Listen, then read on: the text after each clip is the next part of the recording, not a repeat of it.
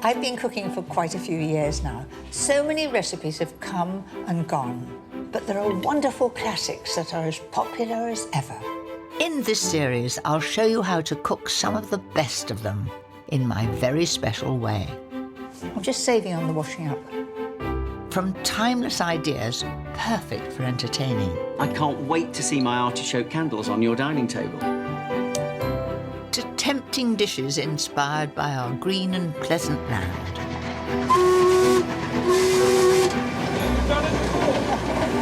I enjoyed that. And some classic home comforts that'll put a smile on your face.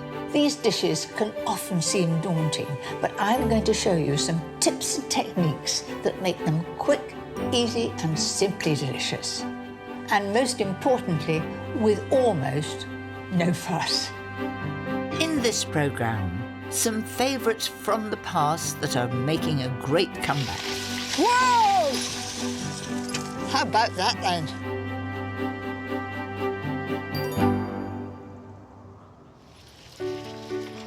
Some traditions never die, even though they become less popular. The same can be said for food.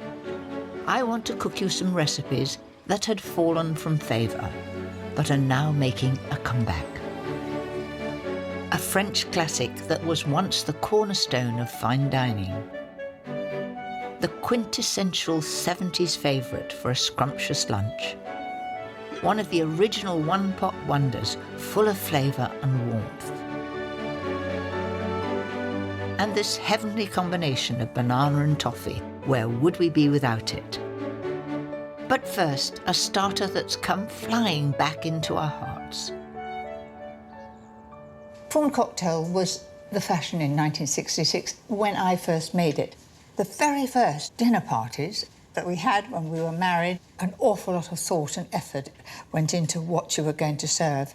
And if it was a really special occasion, without doubt it would be prawn cocktail. This neon pink starter was once found on almost every restaurant menu. 50 years on, and it's staging a well-deserved comeback. For me, the secret to a perfect prawn cocktail is all in that famously pink Mary Rose sauce. Couldn't be easier. 150 ml of mayonnaise, and use the full fat one. Into the bowl. Now, to give it some colour and oomph, I'm going to add some sun-dried tomato paste. You know, in the old days, we would have just used tomato puree from a tube, which made it very, very bright pink. This is a much more delicate pink. So 2 teaspoons. That's it. add a lively dash of Worcester sauce. And now for my secret ingredient.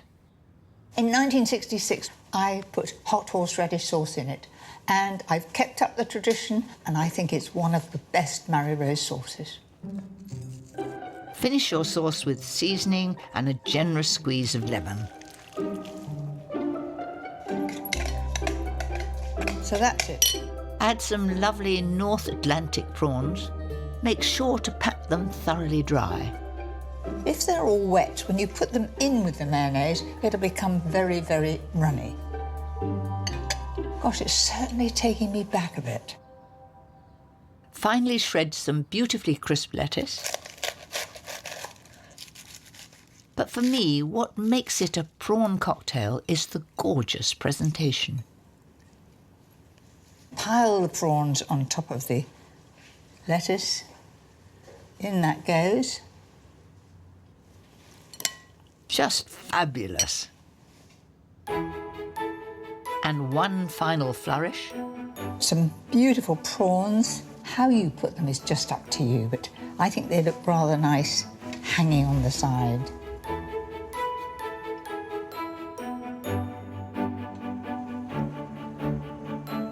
That's it. And then take the lemon and make a slit just through the pith.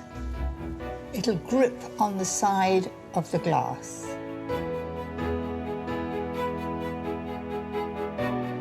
A dusting of vibrant paprika and a sprig of parsley complete the picture. In 1966, Prawn Cocktail was very avant-garde, right up to the minute, very fashionable. Well, here we are. I give it a great welcome back because I love Prawn Cocktail.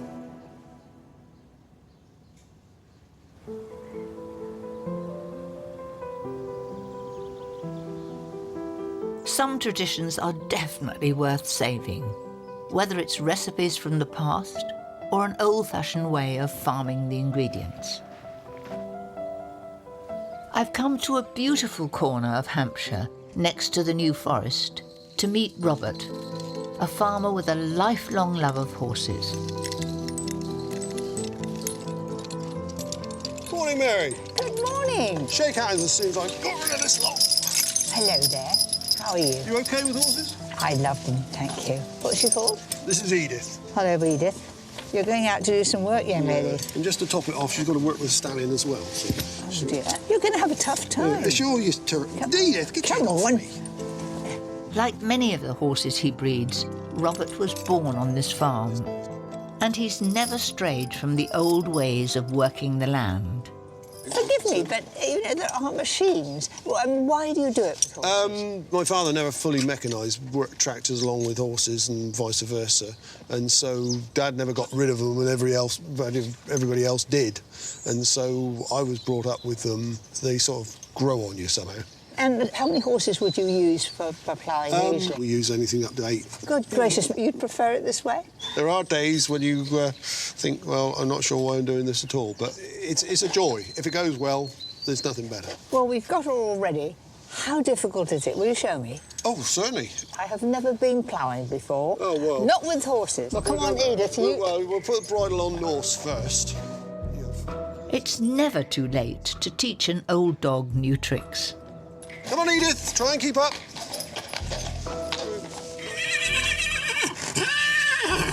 Well, you're rather full of yourself, aren't you, mate? Well, there are 1 or 2 other girls about, I think, in the other field. Yeah. If you've got it, you have to flaunt it. Before I try my hand at something new, I want to show you a die-hard classic I've been cooking for at least 60 years. I learnt to make the soup in college, and it was one of the first recipes we started with, and I'm going to show you how easy it is. So to start with, I'm going to take some butter and some oil. If you put butter and oil together, they can come to a higher temperature without burning. When it's sizzling nicely, slide in 6 finely chopped onions. Plenty to feed a household and so economical.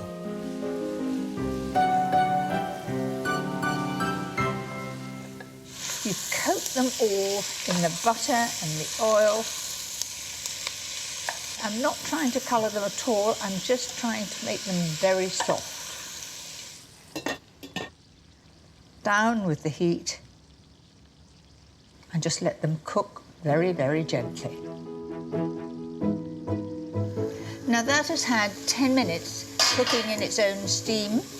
Now I want to caramelise those onions, and you do that by adding 1½ tablespoons of caster sugar. This is a wonderful trick to brown those onions, but keep a close eye on them. Too dark and they'll become bitter.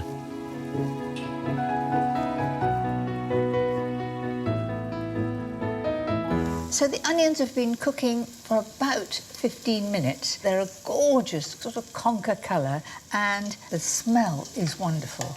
The next thing is I'm going to add 200 ml of wine, and I'm pretty good at judging 200 ml in a bottle. Years of experience. So in that goes. Exactly. Turn up the heat to drive off the alcohol and reduce it by half. Then add 2 litres of good stock. Already the soup is that gorgeous deep brown colour, but to add fragrance and flavour, 3 bay leaves and a sprig of rosemary. Give it a good season and a final 10-minute simmer. And the soup should be ready now. Look at that. Oh, it smells absolutely beautiful. Find a lovely deep bowl to do it justice. I think this is every bit as good as you would have it in France. After all, we've used exactly the same ingredients. To top it all off, I need one more delicious morsel. Bubbling croûtes smothered with mustard and Gruyere cheese. Oh, I love it. That makes me think of Switzerland. Funny that we should be using it for French onion soup.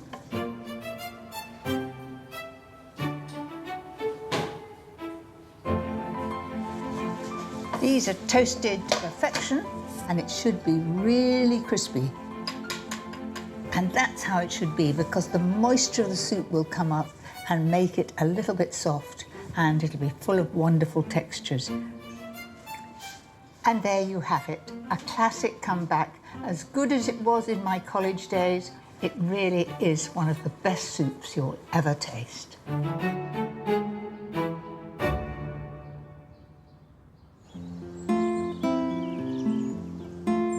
Back on the fringes of the New Forest, I'm about to have my first taste of ploughing, the equine way. Oh, gracious, here's the plough. That's exactly what it is. It's a horse That's plough. old, Yeah. isn't it? Oh, yeah. It would have been, I don't know, just after First World War. Really? Come on, excuse me, I know you don't really want to go to work, but, you know, a little more enthusiasm would be nice. I hope he's talking to the horses, not to me. Right, twinkle toes in the furrow. Edith! Thank you, that's where I want you. Hold fast. I've been driving a car for decades, but this is something else. They're going at quite a pace, aren't they? Yeah, they will steady down. They usually go slower away from home than they do towards. And how would you stop them? Whoa! Look at that. They know Their your master's voice. They're very obedient, aren't they? Yeah, it's the tone, basically. And, I mean, they're listening for you to say whoa all the time. It's taken years to train Edith and Norse to work this well, but Robert makes it look so easy. And as far as guiding the horses, you just watch their front feet. So long as Edith remains in the furrow, the plough will stay where it should be. And they know exactly what they should be doing. Yeah. And you've had to train them to do that. Yes. Whoa! Whoa! Right, Mary. Now it's your turn. I was afraid that was coming. Walking the dog is one thing, but 2 tons of determined workhorse is quite another. I hold firmly on here, and you're going to hold Yes. right. Yeah. And So- if they go too fast, I have to say, whoa! Yeah, exactly Right. that. Are you listening to me? Well, they might be. So what do I say to get them going? Hold fast, and then like that. Okay. Yeah. I bet they take no notice. It's easier than you think. Ha ha. Norse, hold fast. Get up. Just let Edith's line off a little bit. Just let it slide a little Right. bit. There you go. There you are. You've got the other one. Right, you're in complete control of the situation now. Right. You feel like you're in control? Well, you know, it's good walking in the furrow because yeah. it's beautifully smooth, and these ropes are just guiding them. You Yep. watch their front feet. So long as she's there in the furrow, the plough will plough. So all you have to do is follow it. Farming like this may seem old-fashioned, but it can have a lower impact on the environment than using machinery. Shall I see if I can stop? Yeah, cool. Whoa! There you are. How about that then? There you are. Thank you, especially you difficult girl, Edith, for taking notice. That wasn't too bad, was it? No, considering they're pointed towards home, not bad at all. Whilst Robert and the horses plough on, I'm planning a lunch I hope will be just the ticket. And its centrepiece is a classic we all know. I'm going to show you how to make the perfect quiche. For me, the secret lies in a beautifully crisp pastry crust. I'm starting mine in a processor, so in goes 225 grams of strong plain flour and just over half as much chilled butter. And I've just cut it into cubes, just drop that in. And give it a quick whiz. A few seconds should do the trick.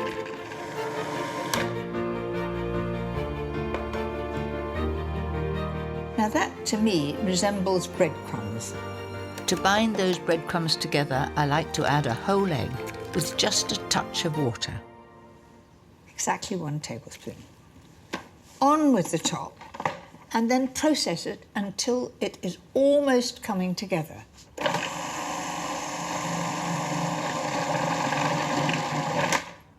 Now that's enough. Now for the bit I love best, rolling out the pastry.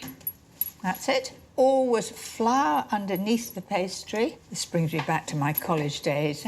And flour the rolling pin. And roll that out a little to begin with.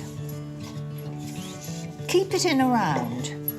Don't make it into an oblong. Now, I reckon that is about the right size. Let's have a look and see. First, slip the base under the sheet. I'm going to show you the perfect way to get your pastry into the tin without disaster. Fold in very gently all the way round. Fold it in like that. That's it. And I think this way is really very, very easy. Then just pop it in there. Then gently press the pastry into the sides to give you that wonderful fluted edge. To ensure the very crispest of crusts, I'm going to bake it blind once with beans, then remove the beans and the paper and Back in the oven at the same temperature to really dry the base out. It'll take about 5 or 10 minutes. Keep an eye on it. I'm jolly pleased with that. Once the base has cooled, it's ready for the fabulous filling. First, a couple of finely sliced leeks, along with 2 chopped up celery sticks, all beautifully cooked in a little olive oil until really tender. I'm going to spread that right to the edge so everybody gets a bit of leek and celery. Top it with some gutsy grated Stilton and a sprinkling of parsley. To bind all these wonderful flavours together, I'm making a rich, savoury custard from 4 eggs, 450 ml of double cream, and just a little salt and pepper. So pour that over right into the corners, and that's just the right amount. It looks good already, doesn't it? One last trip to a slightly cooler oven at 160 fan until the filling's just set. There it goes on the plate, and then a little bit of a wobble. That's how to make a perfect quiche, a beautiful golden brown underneath. The custard is beautifully set, and I know it's going to taste delicious.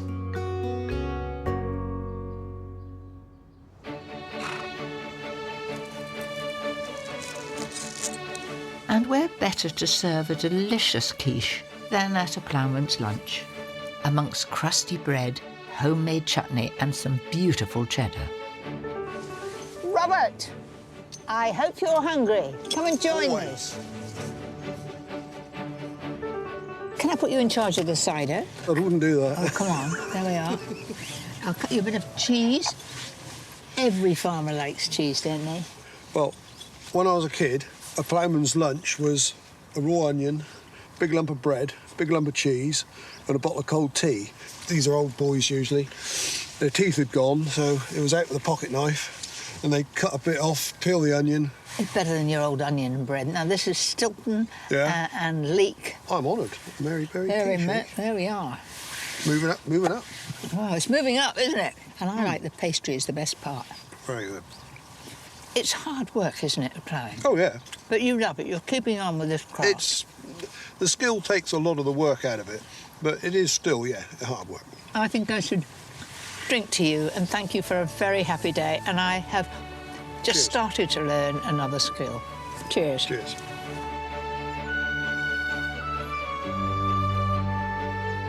Being on the farm with Robert reminds me of another hearty classic that deserves to be championed. Irish stew must be one of the original one-pot meals. I was brought up on it. Very simple, no wine, no cream, just lamb, carrots, onions and potatoes. I always use neck fillet, just like my mother did before me. The full flavour of the lamb is brought out with the long, slow cooking. Lightly coating the meat in flour is a great way to thicken any stew. 1, 2. Add a little oil to a hot, flame-proof casserole. Then just put the meat in, wait for the sizzle, spread it out in the pan and keep turning it until it's brown on all sides. All I'm doing is just giving it a nice crisp outside, which will add to the colour of the casserole. I don't want to lose all those meaty flavours, so I'm going to fry up my 2 thinly sliced onions in the same pan, along with 3 sliced carrots. Now, actually, I'm going to put the lid on there. I'll tell you why, because it'll create a bit of steam, and the steam will loosen that lovely crusty bit at the bottom of the pan. Now, that is all going to add to the flavour. So while that's just starting off on its own, I'm going to slice the potatoes. I don't know whether it's classic to put the potatoes in a pattern on the top. I think many people just put all the vegetables in, higgledy-piggledy, but that's what my mother used to do. And I used to like it because you had lots of crispy potatoes, so that's what I'm going to do today. I'm just going to have a look and see how these carrots and onion are. Now I'm going to add a couple of bay leaves. Some fresh thyme leaves stripped from their stalks, then a generous seasoning of salt and pepper. That's it. Followed by that lovely browned-off lamb and its delicious juices. Then give that a good stir, sizzling away here. That's well mixed. But what a stew needs is a really good gravy, so I'm adding 600 ml of a light stock. That could be lamb stock, it could be chicken stock. If you haven't any stock at all, you could use water, because there's lots of flavour coming from the meat and the vegetables. Now I'm ready for those potatoes, just like my mother did them. It's a bit like a jigsaw. There it is, gently bubbling away. On with the lid. Turn the heat off and into the oven for about 2 hours until the meat is beautifully tender. That looks a bit of all right. Looks most appetising, but I want those potatoes to be crispy on top. 5 or 10 minutes at 180 fan without the lid should sort that out.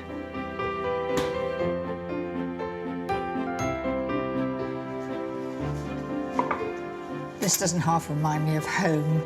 Let's see how it is. The carrot, the potatoes, the meat, and all that wonderful juice and gravy.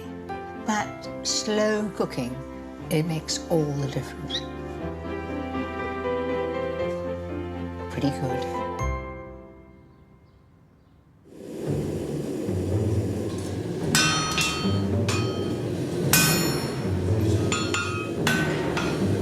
I know some young men back on the farm who would wolf down a hearty stew like that. Tom and Fred, 2 of Robert's sons, do an incredibly physical job. You might imagine this back-breaking ancient trade would be on its way out. But over 2,000 registered farriers are still toiling away in the UK.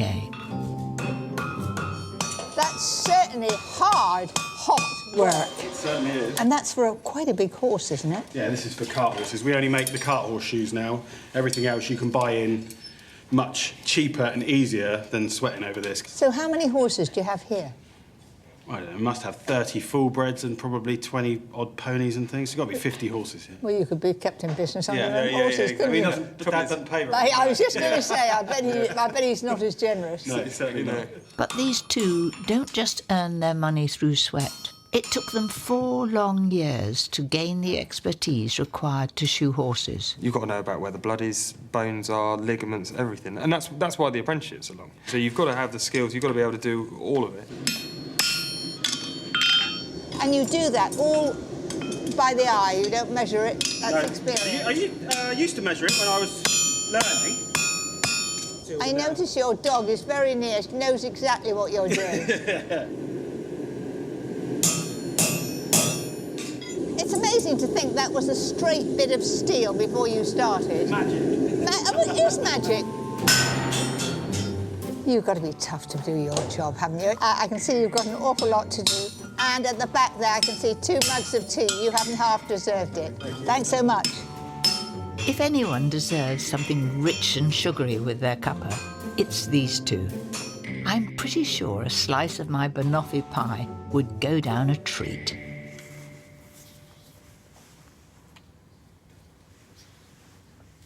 I don't know whether you've noticed, but there was spring in my step. I'm going to be totally indulgent and do one of my favourite puds. What could be more delicious than a simple biscuit crust of digestives and melted butter? I use a 20-centimetre tin. Once you're ready, slip it in the fridge to chill. And I'm now going to start with making that glorious toffee topping.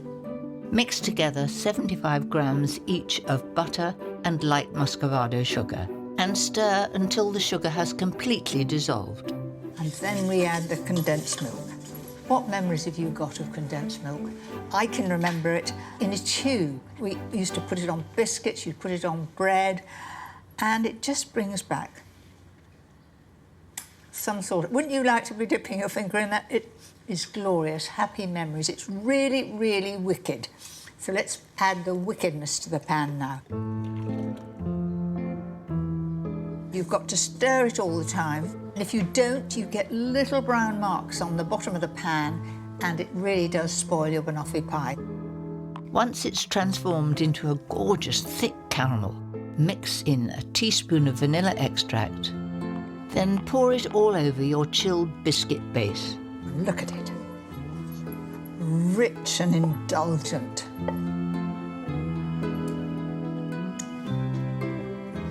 It is delectable.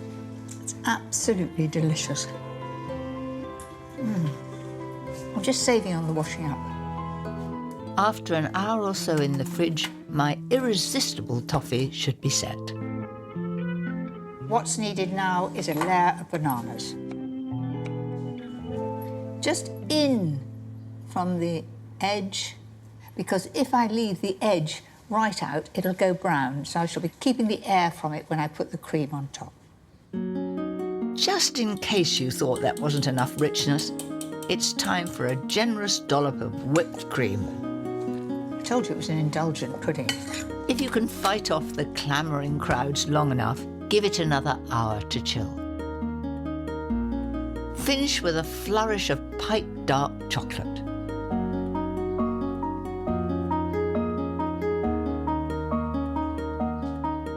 How about that then? There it is in all its glory.